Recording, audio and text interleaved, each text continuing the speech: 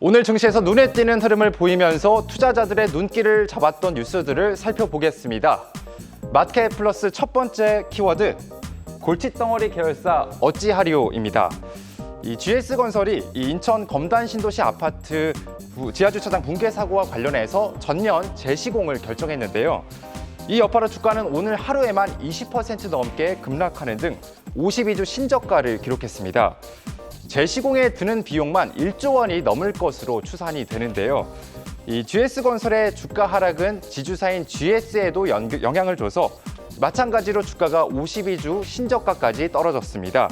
이 계열사 실적이 지주사의 실적으로도 연결이 되는 만큼 앞으로도 이 재시공 여파에 따른 주가 변동성이 이 지주사에도 영향을 줄 것으로 보입니다. 이 골칫덩어리 자회사 때문에 주가가 큰 폭으로 하락한 기업 또 있습니다. 바로 효성인데요. 이 자회사 효성화학은 최근 6개 분기 연속으로 영업 적자를 기록을 하고 있고 또 부채 비율이 1000%에 육박할 정도로 이 재무 건전성이 크게 나빠졌습니다. 이로 인해 효성화학은 물론 효성 역시 주가가 연일 신저가까지 떨어졌습니다. 문제는 자기 자본이 자본금보다 낮아지게 되는 이 자본 잠식 위기에 처해 있다는 점인데요. 1분기 말 기준 효성화학의 자기 자본은 약 330억 원 정도로 이 자기 자본금의 약 2배 수준에 불과합니다.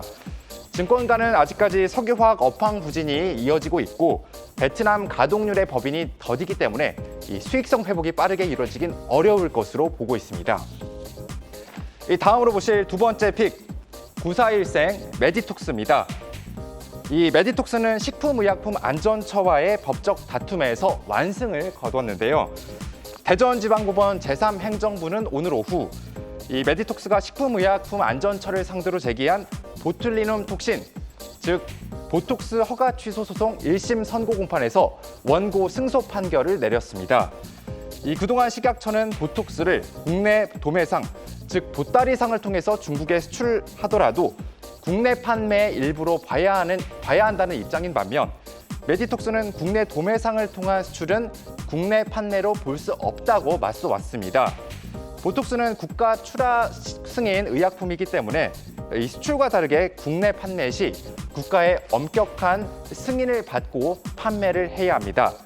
이번 법원 판결로 메디톡스는 이 보톡스 제품의 품목 허가 취소 소송을 피하게 됐고 이 소송 불확실성이 사라지면서 오늘 하루 주가가 5% 넘게 올랐습니다.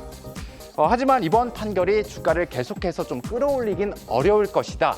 이런 전망이 나오는데요. 해당 제품이 국내와 해외에서 그동안 계속해서 판매 중이었고 그렇기 때문에 실적에 미치는 영향이 그리 크지 않다고 보고 있습니다. 이 때문에 영업 불확실성이 제거됐다 이 정도 수준으로 봐야지 볼 필요가 있다는 분석이 나옵니다.